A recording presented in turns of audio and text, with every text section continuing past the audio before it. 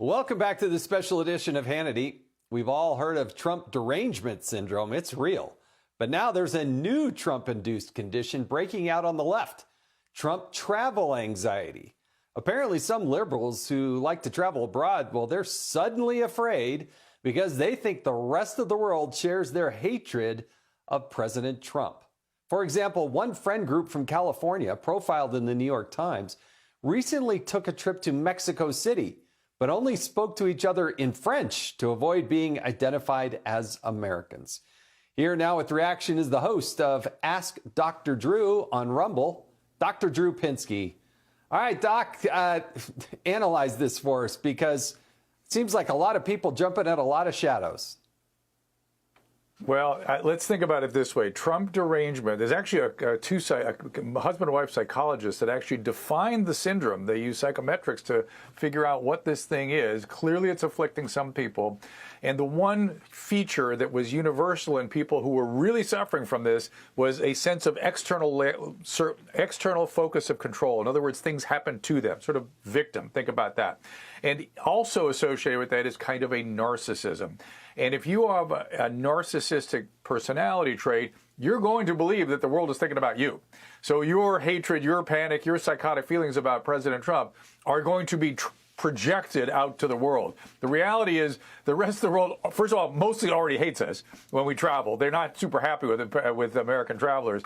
And secondarily, at most, whatever I've encountered has been sort of confusion. If they have questions, they're sort of confused. What's going on? It seems like a lot. But there's not hatred. Yeah, it depends where in the world you go, because a lot of places you go in the world, they love America. I mean, they can't get enough of America. For sure. You know, there's places that maybe a lot of people don't go to Lithuania, but they can't survive without us. You go to Romania, they love us.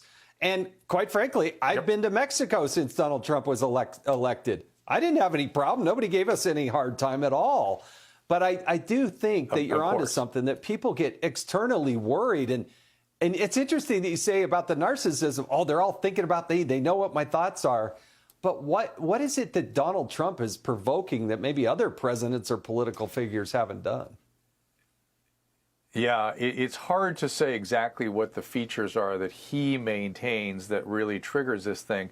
But somehow he pushes right on that button. And it fundamentally underneath this, or let's put it this way, another way of sort of conceptualizing this is yet another mass formation or mass formation psychosis.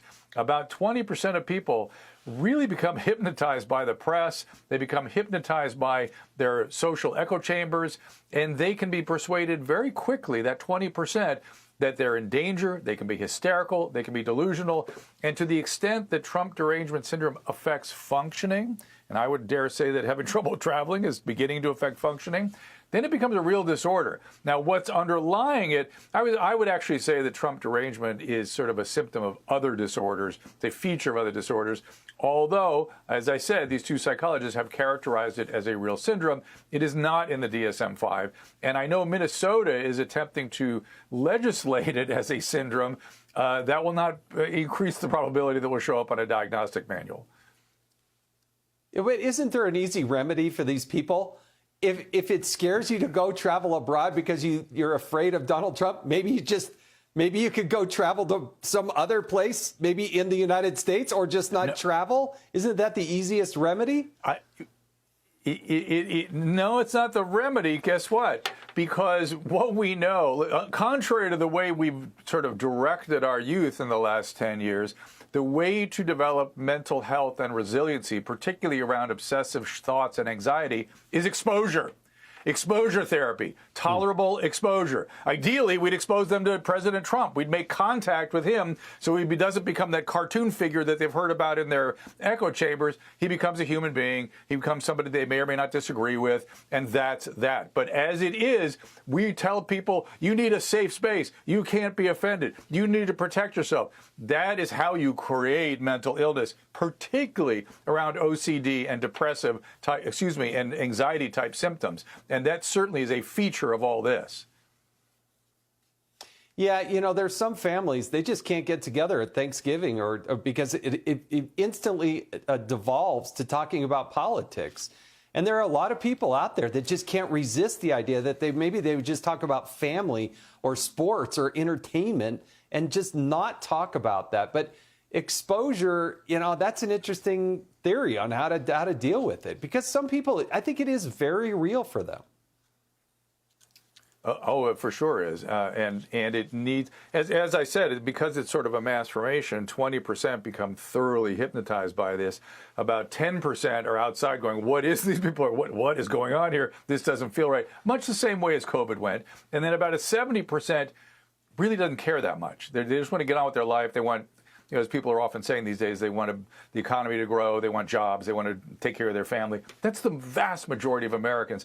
And those people are not the ones staying away from their family dinner tables. It's that 20% that is hypnotized that makes all the trouble.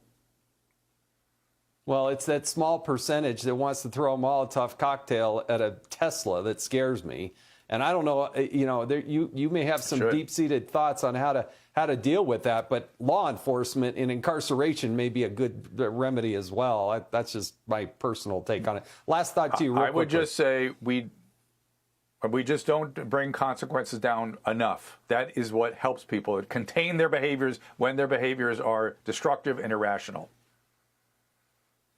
Dr. Drew Pinsky, you're the best. Appreciate you joining us tonight. Really do appreciate it.